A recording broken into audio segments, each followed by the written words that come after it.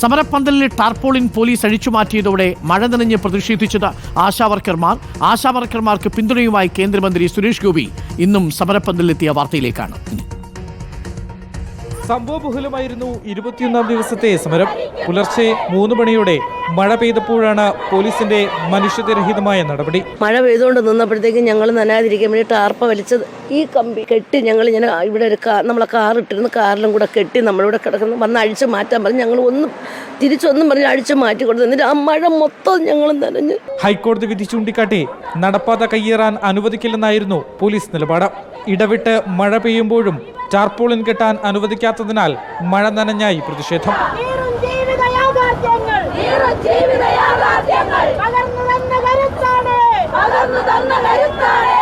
എന്തുകൊണ്ട് ഞങ്ങളെ ഇവര് കാണുന്നില്ല?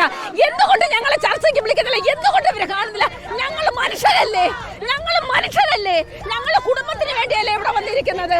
എന്തുകൊണ്ട് ഇവര് ഞങ്ങളെ കാണുന്നില്ല? ഇതിനിടെ അപ്രതീക്ഷിതമായി സുരേഷ് ഗോപി MP-യും എത്തി.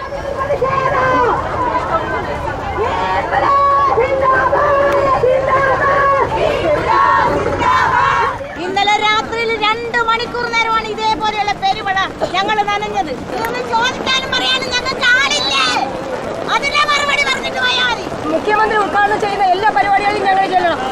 ഇനി ഒരു ആശമാരി പോലും മുഖ്യമന്ത്രി ഉദ്ഘാടനം ചെയ്യുന്ന ഒരു പരിപാടിക്ക് പോകില്ല.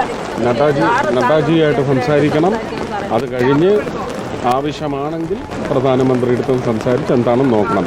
ഇതെവിടെയൊക്കെ ഇങ്ങനെയുള്ള സമരങ്ങൾ നടക്കുന്നു, ഒരു പരിഹാരം കേന്ദ്രത്തിൻ്റെ ഭാഗത്തു നിന്ന് ഞാൻ ഈ പറഞ്ഞ ഡയറക്റ്റ് ബെനിഫിറ്റ് ട്രാൻസ്ഫർ അടക്കമുള്ള സംവിധാനങ്ങൾ എങ്ങനെ നടപ്പിലാക്കാൻ. ഭീഷണിക്ക് വഴങ്ങാതായതോടെ സമരം പൊളിക്കാൻ സർക്കാർ പഠിച്ച പണിയും പയറ്റുന്നുണ്ടെന്ന് ആശമാർ പറയുന്നു.